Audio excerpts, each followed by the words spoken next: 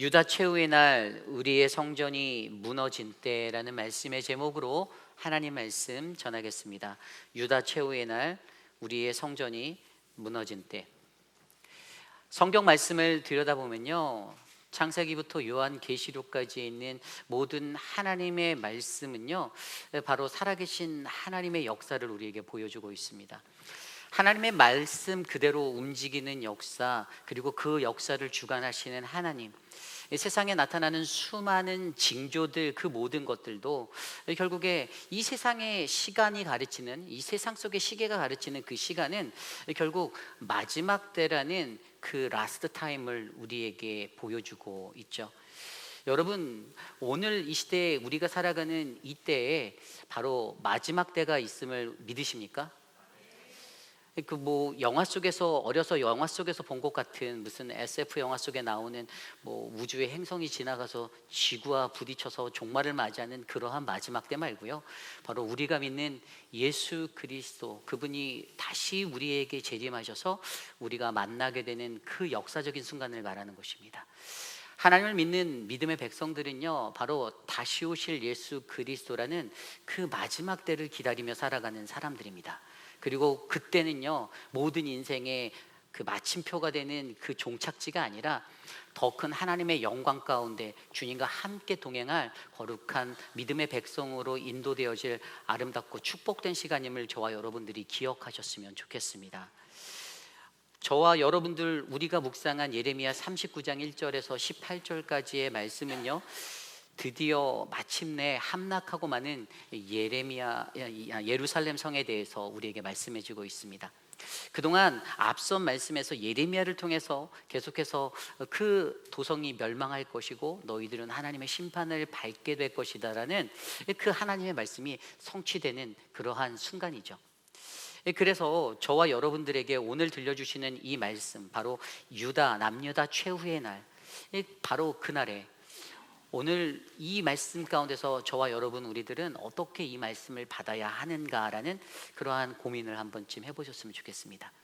하나님은 저희에게 고린도전서 3장 16절 17절 말씀에 이렇게 말씀하셨습니다. 너희는 너희가 하나님의 성전인 것과 하나님의 성령이 너희 안에 계시는 것을 알지 못하느냐? 누구든지 하나님의 성전을 더럽히면 하나님이 그 사람을 멸하시리라. 하나님의 성전은 거룩하니 너희도 그러하니라. 아멘. 여러분, 저와 여러분들은 하나님께서 남유다 백성들이 바라보고 소망하고 그렇게 자랑스러워하던 거룩한 하나님의 성전이심을 믿으시기 바랍니다. 거룩한 주님의 몸 되신 여러분들이, 우리 모두가 하나님의 성전으로 이 땅에서 살아가는데, 그런데 오늘 남유다의 이 예루살렘 도성의 멸망을 바라보며 과연 하나님은 오늘 우리에게 그 마지막 날, 그날에 과연 어떠한 모습으로 우리가 하나님 앞에 서야 할지를 말씀해 주고 계시는데요, 오늘 우리에게 주시는 거룩한 말씀 안에서 그 마지막 날을 기다리는 우리 모두가 하나님의 거룩한 백성으로 하나님의 거룩한 성전의 믿음의 삶을 잘 살아낼 수 있는 아름다운 묵상이 우리 안에 일어나기를 간절히 기도합니다. 그래서 오늘 우리에게 주시는 유다 최후의 날 우리의 성전이 무너진 때 바로 첫 번째 말씀은요, 피할 수 없는 하나님의 심판이 이루어진다라는 말씀입니다. 피할 수 없는 하나님의 심판이 이루어진다. 오늘 말씀 1절과 2절 말씀입니다. 유다의 시드기 왕의 제9년 열째 달에 바벨론 느부갓네살 왕과 그의 모든 군대가 와서 예루살렘을 에워싸고 치더니 시드기야의 제11년 넷째 달 아홉째 날에 성이 함락되니라. 예루살렘이 함락되매. 아멘. 여러분, 예루살렘 성은 어떤 성입니까? 유대인들에게 자부심이 있는 긍지의 도성이 바로 예루살렘 성전이었어요. 솔로몬 왕 때부터 이 성전이 완공되어지고, 그 당시에 그 땅에 있는 모든 유대인들에게 예루살렘 성전은요, 바로 하나님의 임재가 있는 곳, 그래서 해마다 3번씩 찾아 올라가서 하나님의 용서가 선포되어지는 은혜의 장소였습니다. 그리고 그 민족들은 그 성전에 모여서 하나님을 만나고 하나님을 대면하며 한 마음으로 하나가 되는 어떤 대동단결의 그러한 모습으로 하나 될 수 있는 그런 구심점이 예루살렘 성전이었죠. 역대하 6장 6절 말씀에 보면 하나님께서 이 예루살렘 성전을 다시 건축하시고 다윗에게 그 은혜에 대해서 계획을 말씀하실 때 이렇게 말씀하셨습니다. 예루살렘을 택하여 내 이름을 거기에 두고 다윗을 택하여 내 백성 이스라엘을 다스리게 하였노라 하신지라. 아멘. 그 하나님의 말씀대로 예루살렘 성전은요, 이스라엘의 모든 유대 민족들이 자신들이 하나님의 선민으로서 이 땅을 살아갈 때 그분의 통치 아래 거하고 그분의 은혜가 흘러가는 만남의 장소였습니다. 그런데 오늘 우리가 묵상한 말씀에서 시드기야 11년째 통치 때에 이 도성이 하나님의 말씀대로 무너지게 되고 멸망하게 됩니다. 그래서 오늘 말씀 안에서 우리가 이 말씀을 자세히 들여다보면요, 결국에 이것을 통해 우리에게 무엇을 말하는가? 하나님의 심판은 결코 피할 수 없다라는 것입니다. 하나님의 심판은 결코 피할 수 없다. 하나님의 심판을 피할 수 있는 분이 이곳에 계십니까? 하나님의 심판을 피할 수 있는 사람은요, 이 땅에 아무도 없습니다. 성경에서 말씀하는 그 심판의 마지막 날, 그때는 반드시 우리에게 임할 것입니다. 우리가 잘 알고 있듯이 예레미야 선지자도요, 시드기야 왕에게 수도 없이 이야기했어요. 멸망할 것입니다. 한 가지 방법밖에 없습니다. 당신이 항복하면 살 수 있고, 당신이 항복하지 않으면, 당신 버티면 죽게 될 것입니다. 그런데 그러한 음성 가운데서도 이 시드기야 왕은요, 여전히 자신이 생각하고 자신이 계획한 것들대로 이 나라와 이 민족이 이끌려갈 수 있다는 그 희망을 부여잡게 되었습니다. 앞선 이야기에서 보았듯이 시드기야 왕은 예레미야에게 질문하면서 그에게 그 한 가지 질문을 반복적으로 던지면서 자기가 붙잡고 있었던 그러한 소망, 결국에 마지막에는 괜찮을 거야, 아무 일 없을 거야, 지금 너희를 애워싸고 있는 바벨론의 군대도 돌아갈 것이고 애굽이 너희를 도와줄 것이고, 뭐 이런 긍정적인 이야기를 듣기를 원했지만 실제적으로 하나님께서 예비하신 계획하신 그 최후의 심판의 날은 절대로 피할 수가 없었다라는 사실입니다. 많은 사람들은요, 인생을 살면서 내 스스로가 인생을 계획한 대로 되기를 바라고 살아갑니다. 그런데 여러분, 오랜 시간의 인생을 여러분들이 살아보셨지만 그것이 어디 쉬운 일인가요? 쉽지 않죠. 내 뜻대로 안 될 때가 내 뜻대로 될 때보다 훨씬 더 많이 있습니다. 그리고 하나님이 예비하신 그 모든 마지막의 심판의 날, 최후의 날은요, 반드시 저와 여러분 우리 모두에게도 마주하게 될, 언젠가 우리가 마주하게 될 그 날이다라는 사실이죠.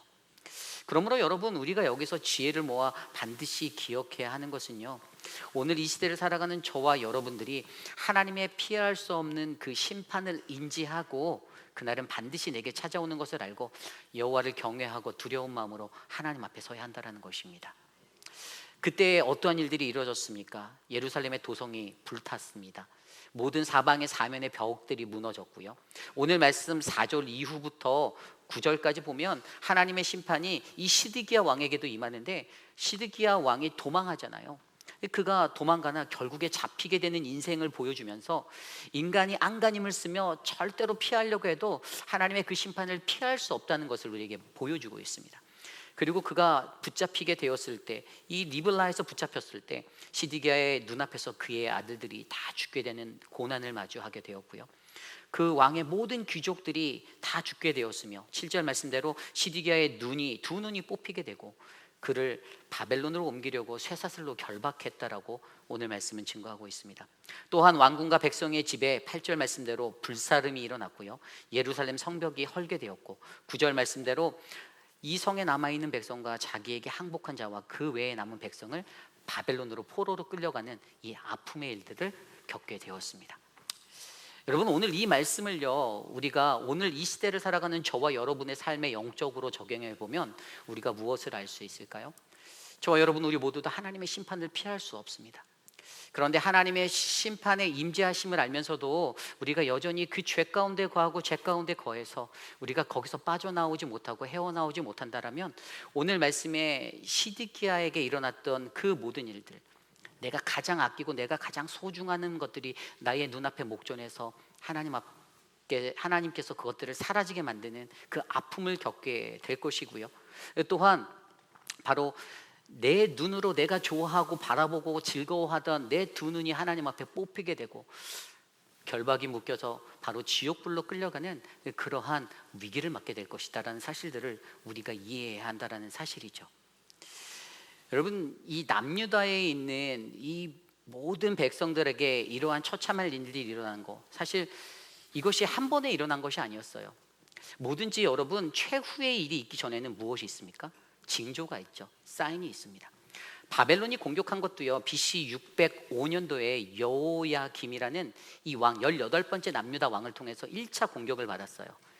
그때 다니엘과 그의 친구들이 포로로 붙잡혀가게 되었죠.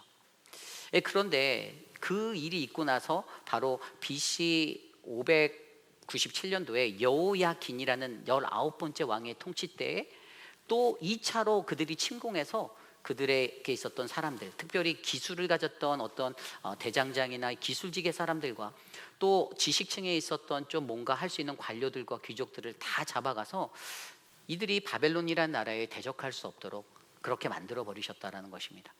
그리고 시간이 지나서 바로 오늘 말씀의 이 3차 침공, BC 588년부터 586년도 7월까지 무려 18개월 동안에 그 남유다의 예루살렘 도성이 포위당해서 그들이 고립되고 그들이 그 안에서 고통받는 아픔 속에 드디어 오늘 그들의 예루살렘 성이 멸망하게 되는 이 이야기가 우리들에게 펼쳐지고 있는 것이죠. 수많은 하나님의 징조가 그들에게 있었고, 그들이 하나님의 말씀을 온전히 듣고 하나님의 말씀에 순종하여 나아갔다라면 어찌 보면 이 위기를 벗어날 수 있는 그러한 은혜가 그들에게 있지 않았나라는 생각을 해봅니다. 그래서 오늘 말씀을 생각하다가 제가 한 가지를 좀 더 깊이 있게 생각해 보았어요. 도대체 이들에게 이러한 멸망이 임한, 심판이 임한 이유가 무엇일까? 예레미야 선지자를 통해서 늘 전해졌던 말은요, 그들이 하나님의 말씀을 듣지 않았기 때문이다라고 말하죠. 포괄적으로는 우리가 그렇게 잘 알고 있어요. 그런데 좀 더 스페시픽하게 왜 그들이 도대체 하나님이 무엇 때문에 이들을 심판하게 하셨을까? 그 말씀을 이해하고자 하면 우리가 레위기 말씀으로 돌아가 봐야 합니다. 레위기 말씀에 보면요, 레위기 26장 말씀에 34절 35절에 이렇게 기록되어져 있습니다. 너희가 원수의 땅에 살 동안에 너희의 본토가 황무할 것이므로 땅이 안식을 누릴 것이라. 그때 땅이 안식을 누리리니 그 땅에 거주하는 동안 너희가 안식할 때에 땅은 쉬지 못하였으나 그 땅이 황무할 동안에는 쉬게 되리라. 아멘. 이 이야기가 무슨 이야기인가라 고민하시면 이 이야기가 바로 오늘 말씀에 일어나는 바벨론 포로기에 예루살렘 성이 황폐케 되는 그때를 얘기하는 거예요. 그런데 여기에서 보면요, 그 땅이 쉬지 못하기 때문이다라고 설명하고 있었어요. 그러면 레위기 25장에 나와 있는 안식일법과 그들이 출애굽한 이후에 이스라엘 백성에게 하나님이 주셨던 안식일법, 안신령법, 희년법이다라는 이것들이 우리에게 생각이 나게 되는 거예요. 하나님은 그들에게 땅을 주시고 그들의 기업이 되게 하신 땅에서 터전을 잡고 사는 동안에 하나님은 그들에게 쉬어야 한다라는 안식을 명하여 주셨습니다. 그 전으로 올라가면 창세 때 하나님께서는 6일 동안 천지 만물을 창조하시고 7일째 되는 날 안식을 하라고 하셨죠. 그리고 레위기 25장과 26장의 말씀에 기록된 대로 모세를 통해서 6년 동안 일하고 7년째에도 안식년을 가져야 하는 그 법을 알려주셨습니다. 거기에서 그치지 않았습니다. 그렇게 7년째 되는 해가 7번 있는 49년이 지나고 새롭게 맞이하는 50년을 희년이라 하여서 모든 묶였던 것들이 해방되어지고 다 원래대로 돌아가는 그러한 은혜의 법을 주심으로써 하나님은 안식을 강조하셨어요. 그렇다면 여기서 우리가 이 안식이라는 것이 무엇인가를 생각해야 되는 거죠. 하나님께서는요, 이스라엘 백성들의 삶을 들여다보시면서 그들이 광야에 들어간 이유로서 그들의 삶 가운데 안식하지 못하고 안식년을 지키지 못하고 희년을 지키지 못한 날수를 계수하였는데 그 날짜가 어라운드 70년 정도 된다라는 거예요. 그래서 그 시간 동안을 어떻게 해요?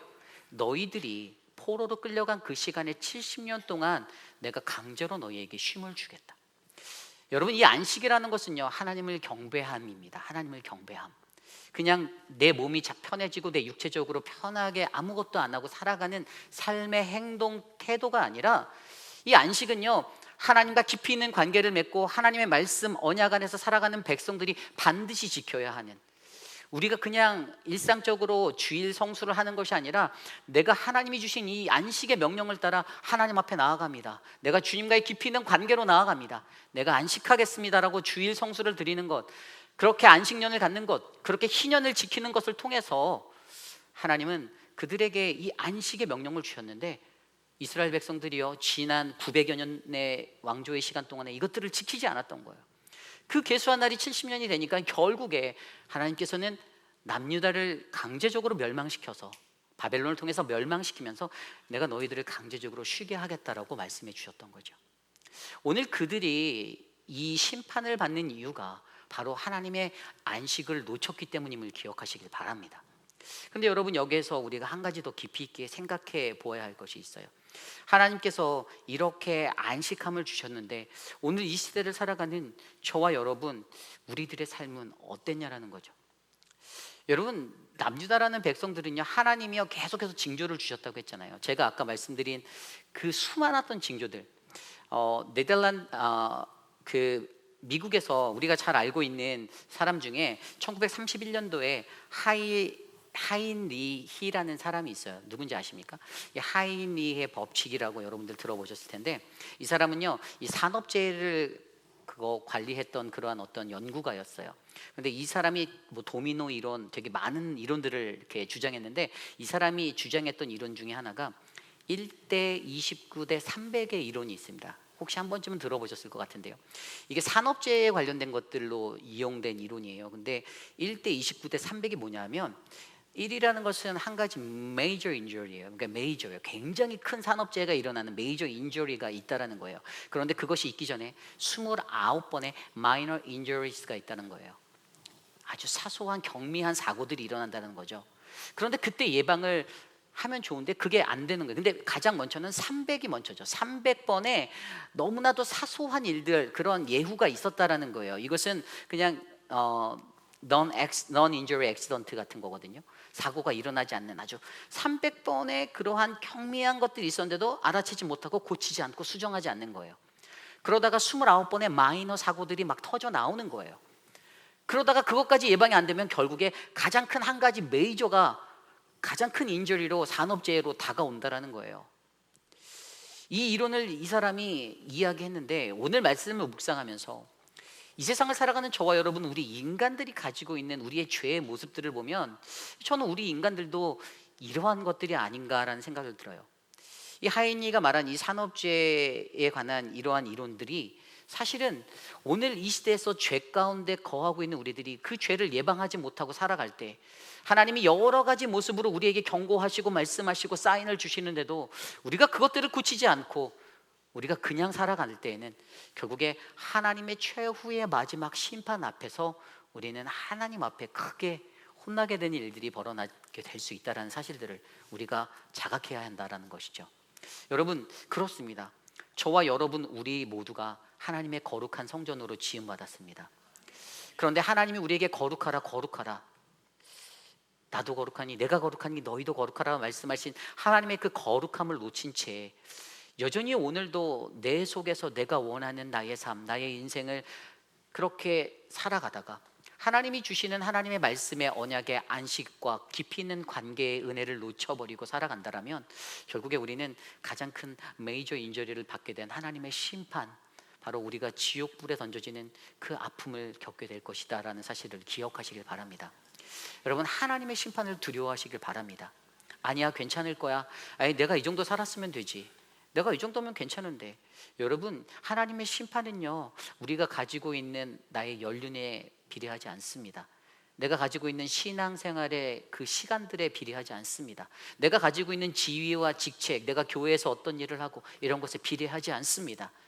하나님은, 바로 우리 하나님은요, 저와 여러분들이 가지고 있는 우리가 이해하지 못하고 우리가 바뀌지 아니하는 나의 죄성 안에서, 끊어내지 못하는 죄성 안에서 우리가 허우적거릴 때 하나님은 우리를 건져내 주시기를 원하고 우리가 그분께 돌아와 회개하며 주님의 은혜를 마주하기를 간절히 원하신다는 사실을 기억하시고, 우리에게 주신 하나님의 거룩한 예루살렘 성전과 같은 우리 안에 주어진 이 성전이 파괴되지 아니하도록, 그 심판 앞에 서지 않도록 우리가 더욱더 거룩하고 하나님 앞에 온전한 모습으로 함께 신앙생활하며 나아가는 저와 여러분, 우리 모두가 되시기를 간절히 축원합니다.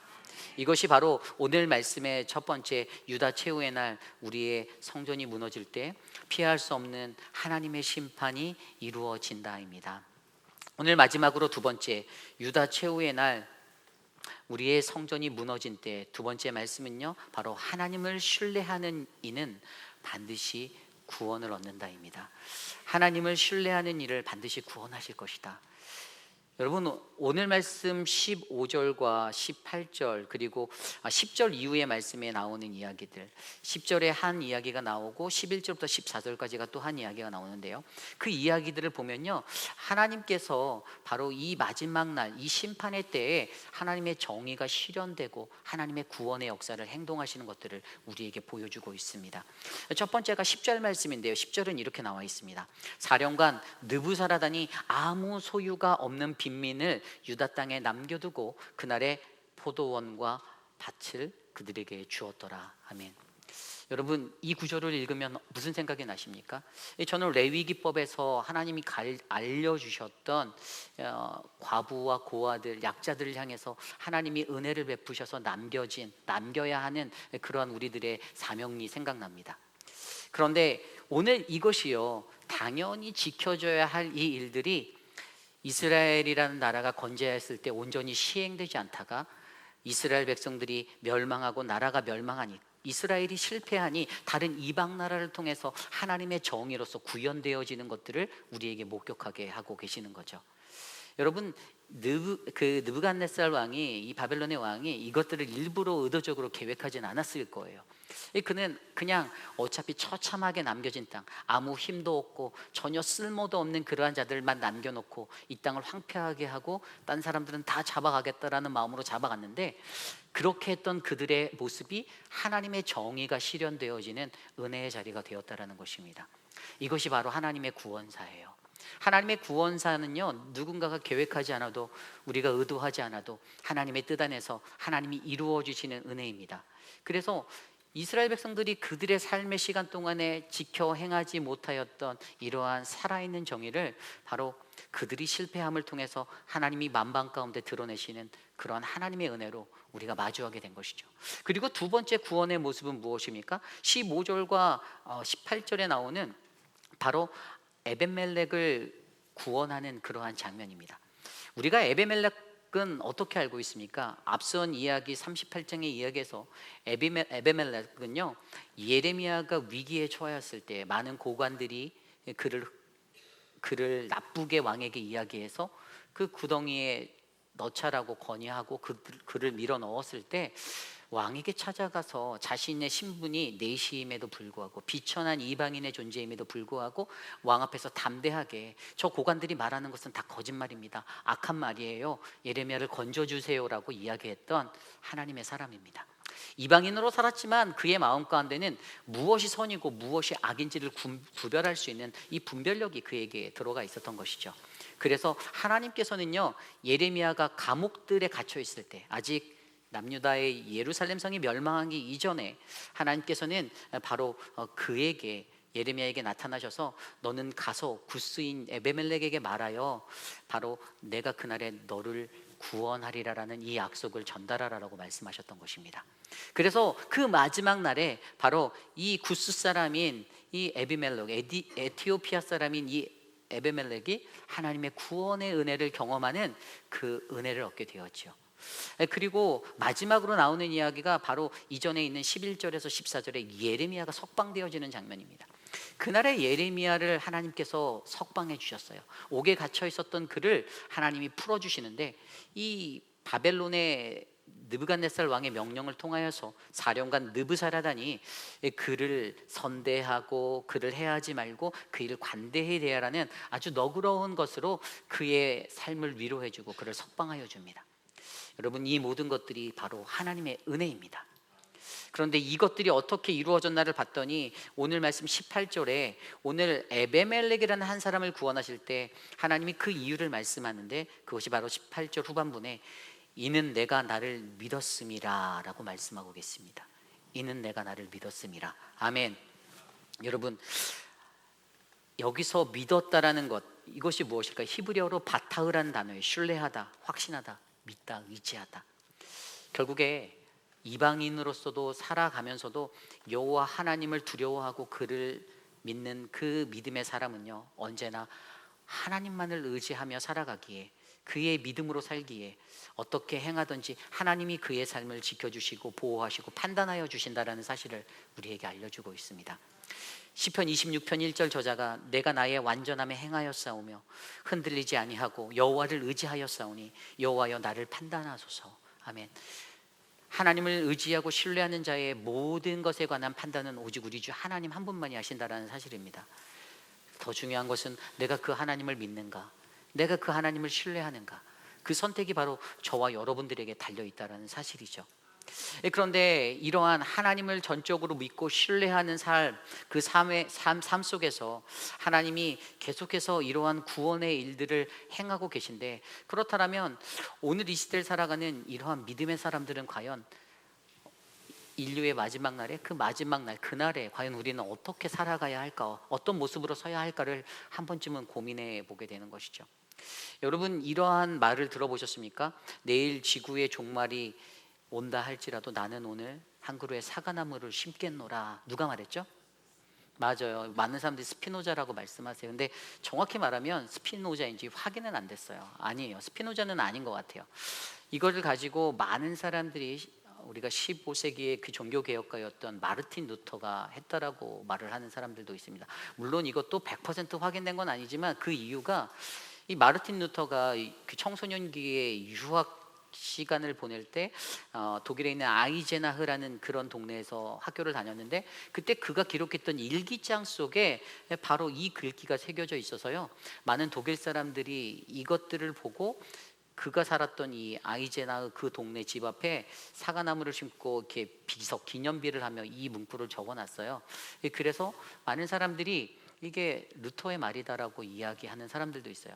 근데 정확히 100% 확인된 건 아니지만 여기서 중요한 건 누가 했냐가 중요한 게 아니라, 여기에서 제가 오늘날의 구원받은 하나님의 백성으로 하나님을 믿는, 하나님을 의지하며 살아가는 그 사람들이 어떻게 살아가야 할까 고민할 때 저는 이 문구가 생각난 거예요.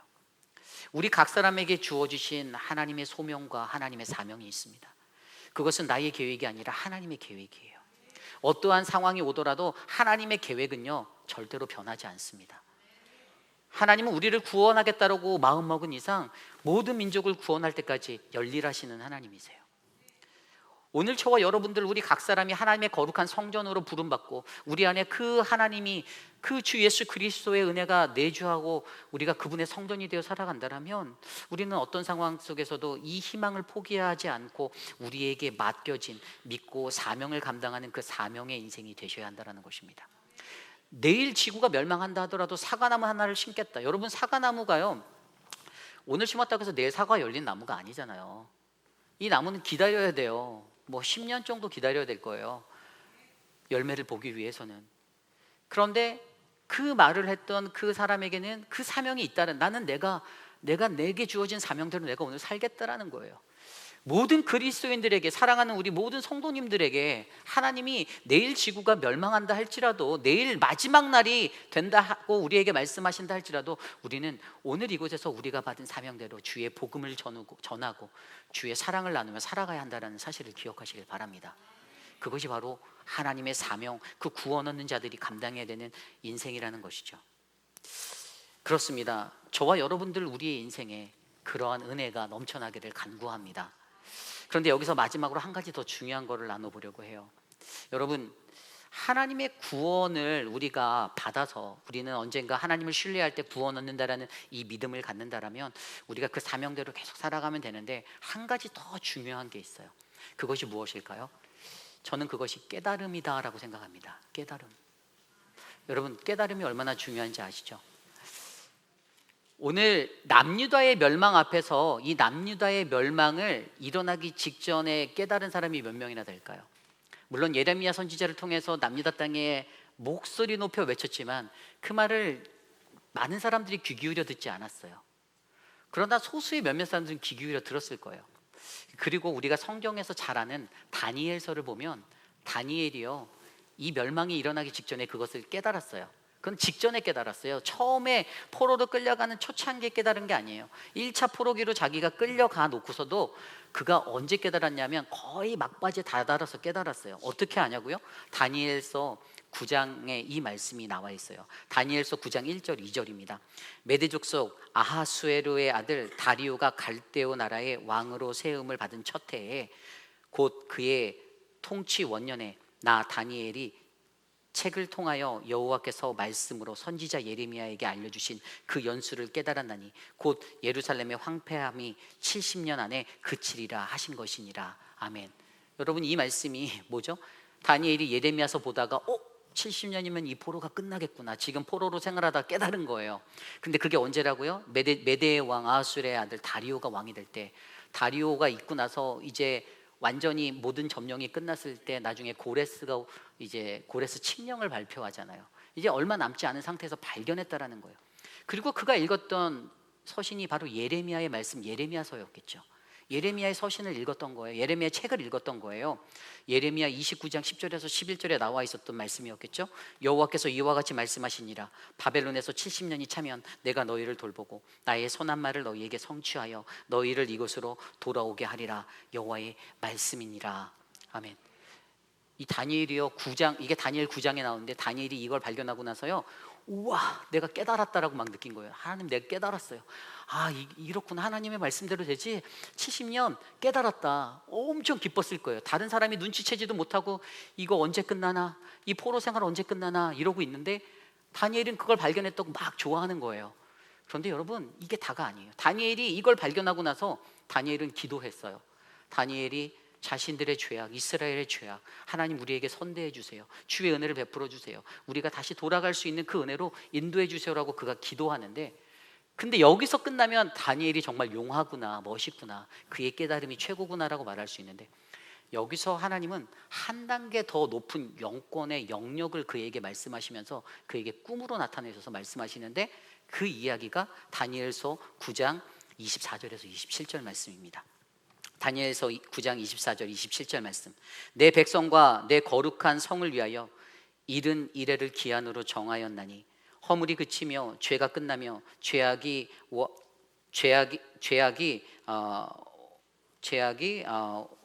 왕이 되며 영원한 죄가 드러나며 환상과 예언이 응하며 또 지극히 거룩한 이가 기름 부음을 받으리라. 그러므로 너는 깨달아 알아라. 예루살렘을 중건하라는 영이 날 때부터 기름 부음을 받은 자 곧 왕이 일어날 때까지 7이레와 62이레가 지나갈 것이요 62이레 후에 기름 부음을 받은 자가 끊어져 없어질 것이며 장차 한 왕이 와서 그 성읍과 성소를 무너뜨리려니와 그의 마지막은 홍수에 휩쓸림 같을 것이며 또 끝까지 전쟁이 있으리니 황폐할 것이며 것이 작정되었느니라. 그가 장차 많은 사람들과 더불어 한 이레 동안에 언약을 굳게 맺고 그가 이레의 절반의 제사와 예물을 금지할 것이요 또 포악하여 가증한 것이 날개를 의지하여 설 것이며 또 이미 정한 종말까지 진노가 황폐하게 하는 자에게 쏟아지리라 하였느니라. 아멘. 다니엘이 기뻐했던, 내가 70년을 알았어, 내가 이걸 알았어, 이 비결을 알았어, 우리의 포로기가 끝날 거야라는 그 깨달음이 다가 아니라는 거예요. 하나님이 말씀하시는 마지막 때에 대한 이야기의 그 종말 때에 관한 이야기에서 하나님은 기한을 정하셨는데 그게 이른 이래라는 거예요. 이른 이래가 뭡니까? 70년 곱하기 7, 490년을 말한다는 거예요. 그런데 여기서 이 숫자적인 의미도 중요하지 않아요. 더욱 중요한 것은 하나님이 그 기한을 정해 두셨다는 거예요.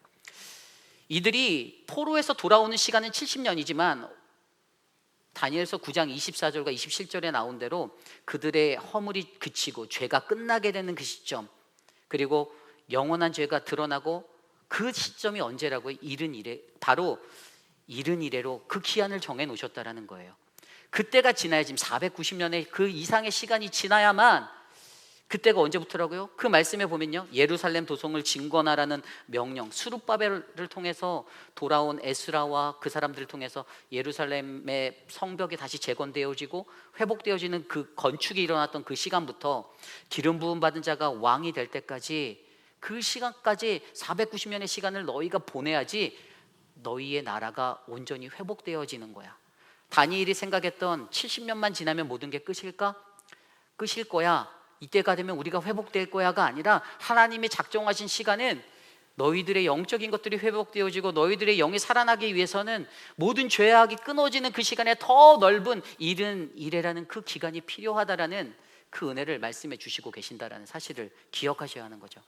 그리고 여기서 멈추지 않습니다. 마지막 날에 대해서 아까 말씀한 이야기가 뭐예요?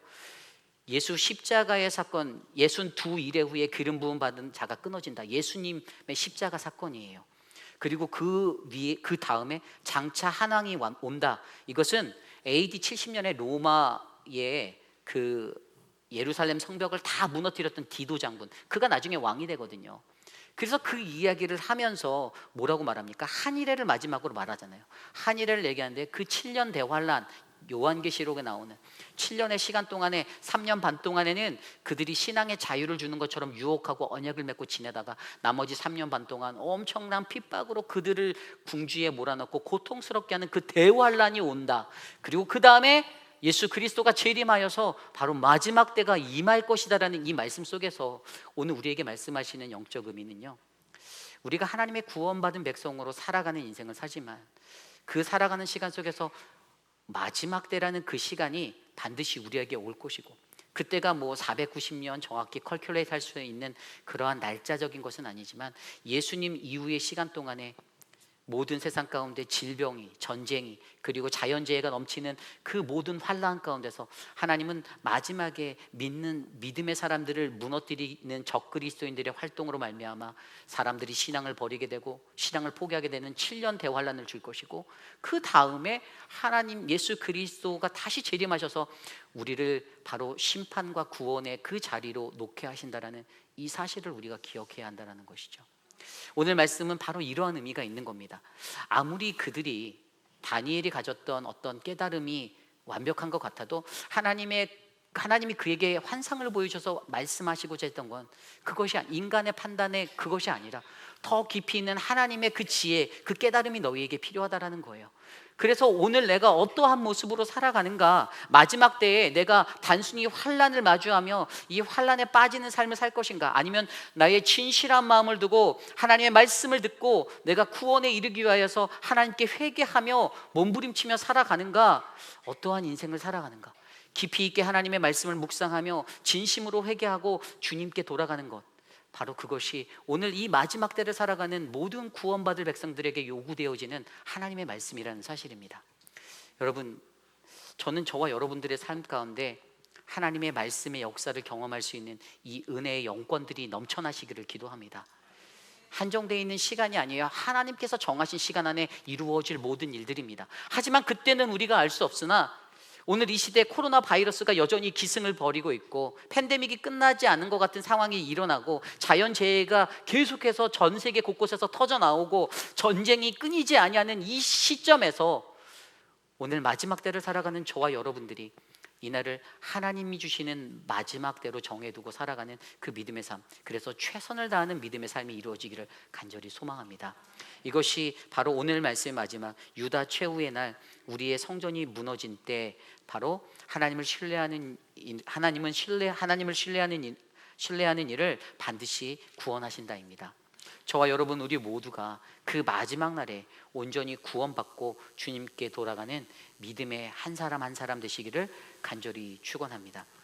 이제 말씀을 정리하고자 합니다. 우리는 오늘 말씀을 통하여서 유다 최후의 날을 바라보았습니다. 예루살렘의 그냥 외형적인 예루살렘 도성이 박살이 나고 불타 없어지고 사그라지는 무너지는 것을 우리가 보았어요. 그런데 이거보다 더 중요한 것은 하나님이 우리의 마음 안에 지어 놓으신 그러한 우리의 성전에 관한 이야기라는 거예요.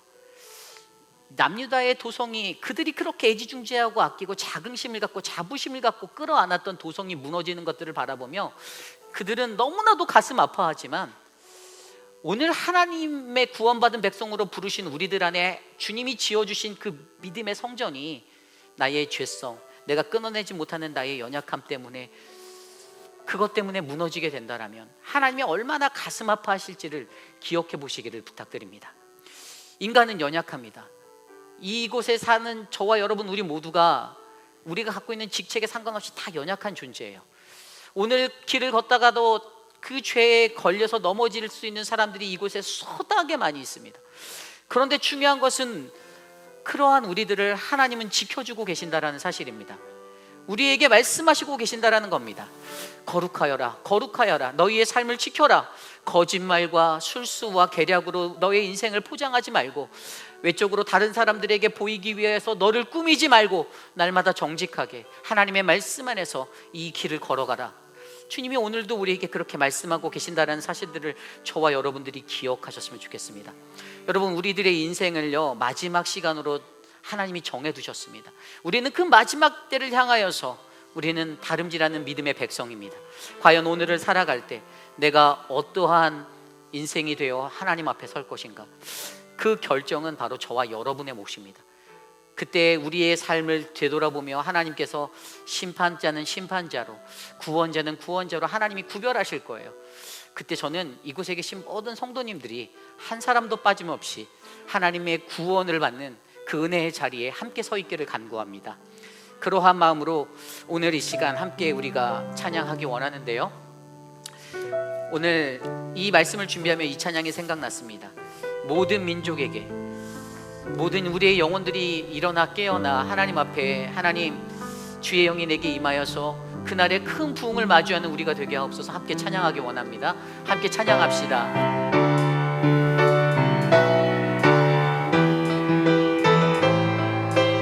함께 찬양합시다. 모든 민족에게, 모든 민족에게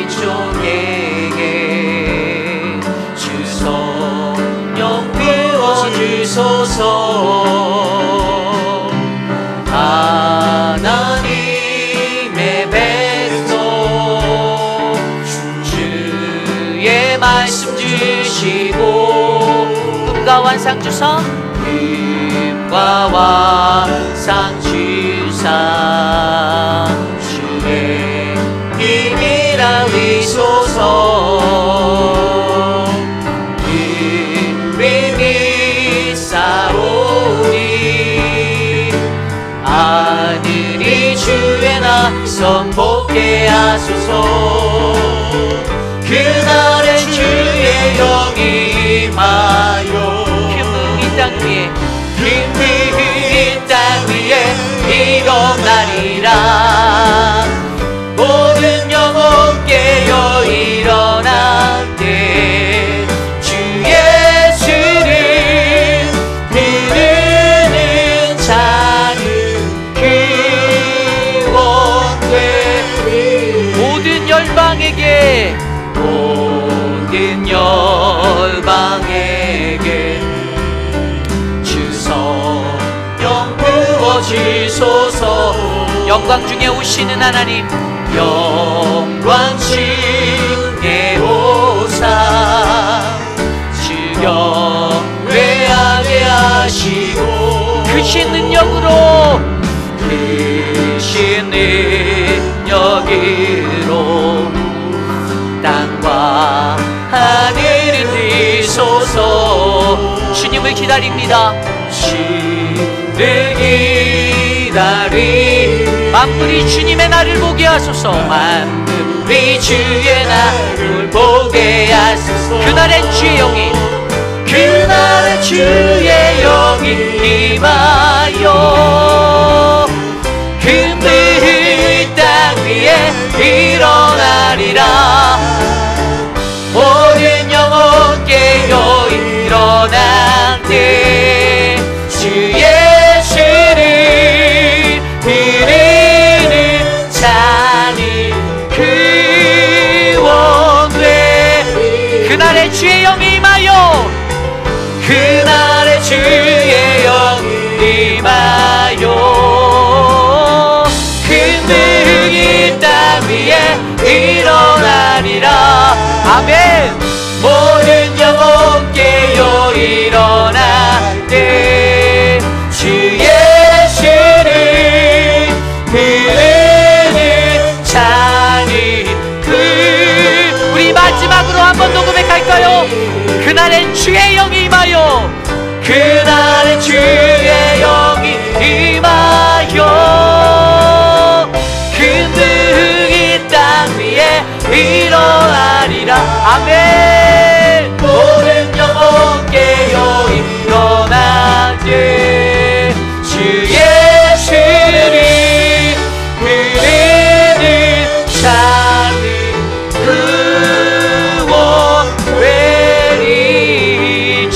예수를 주 예수를 부르는 자들 구원되리.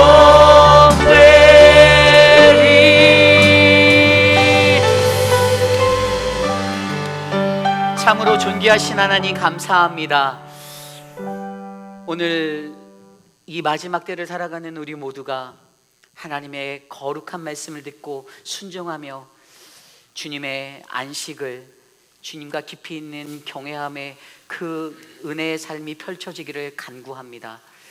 하나님, 우리 모든 사랑하는 회의빛 아닌 장로교회 성도님들 한 분 한 분의 삶 가운데 하나님, 믿는 이를 향한 하나님의 구원의 의지를 깨닫고 알게 하셔서 우리가 사는 날 동안에 더욱더 거룩하고 정결하게 주님 앞에 서도록 하나님 만져주시옵소서. 사랑하는 하나님, 우리 천문자 집사님을 하나님 주의 예배의 터전에 세워주셔서 감사합니다. 하나님, 그 삶을 만지시고 하나님의 은혜를 주시고 하나님 도와주시옵소서.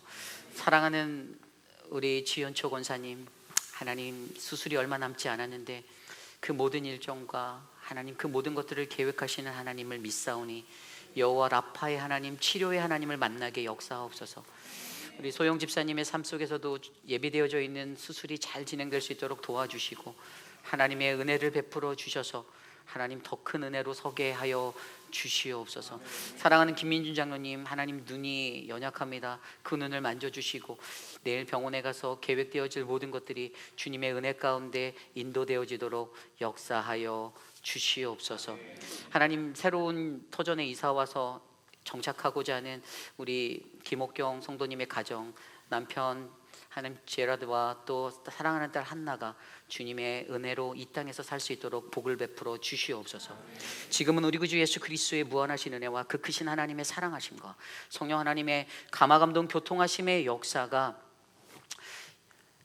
이 시대의 마지막 때를 살아가는 우리 모두가 하나님이 보여주시는 수많은 징조 가운데 온전한 분별력으로 하나님의 심판과 구원의 자리를 분별하여 하나님, 내가 정직하고 거룩한 자 되어 하나님의 그 안식을 지켜 하나님과 깊이 있게 교제하며 구원에 서고 싶습니다. 하나님, 나를 그러한 존재로 붙잡아 주시옵소서라고 간구하는 사랑하는 우리 회의빛 아닌 장로교회의 모든 성도님들, 오늘 이곳에 나와 주께 엎드려 간절한 마음으로 예배드린 믿음의 권속들 머리 위에 지금으로부터 영원토록 함께 하시기를 간절히 축원하옵나이다. 아멘.